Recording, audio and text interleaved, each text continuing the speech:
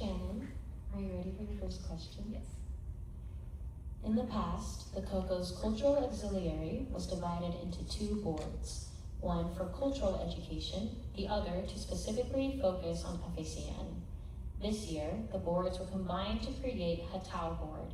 There were over 35 positions, and people criticized the large number of people within the board. In what ways was the change to Hatau Board beneficial? In what ways would you delegate power differently to make the team more compact yet self-sufficient? Thank you for that question. I see the combination of the two boards into Hatau as a very overall positive change for Samahan. I think that in the future I would make the board a bit smaller, but I do think all the positions that were included in Hatau are all important. But I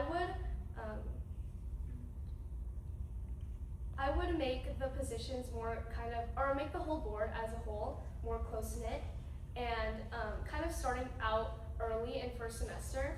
I was part of the phase 2 of Hatau, and I think bringing in people earlier as well might help with that. And also in the first semester, maybe doing some socials with just the Hatau board to kind of build that connection as a whole, so that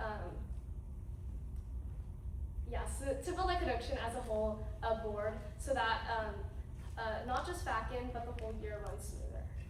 Can you repeat the question one more time? Would you like the full question or just the later half? Just the latter half. Okay. In what ways was the change to Hatau Board beneficial? In what ways would you delegate power differently to make the team more compact yet self-sufficient? Some other ways I think the change was beneficial was to kind of not just isolate FACN for the second semester, but also to increase the engagement with it first semester. And that's something I want to continue as COCO next year, if elected, and especially doing more workshops, especially the cultural dances, because I think that's, at least personally, and from what I've heard, I think that's something that a lot of people tend to engage in.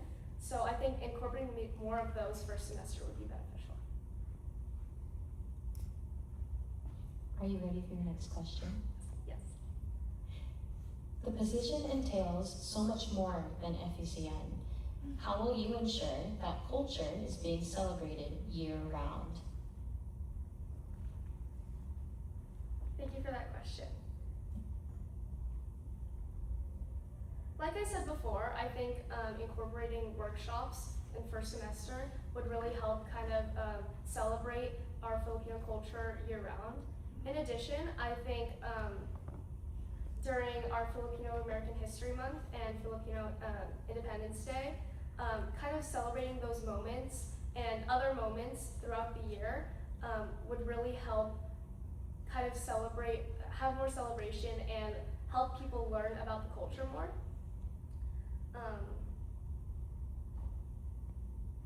In addition, I want to do more collaborations with other cultural clubs on campus.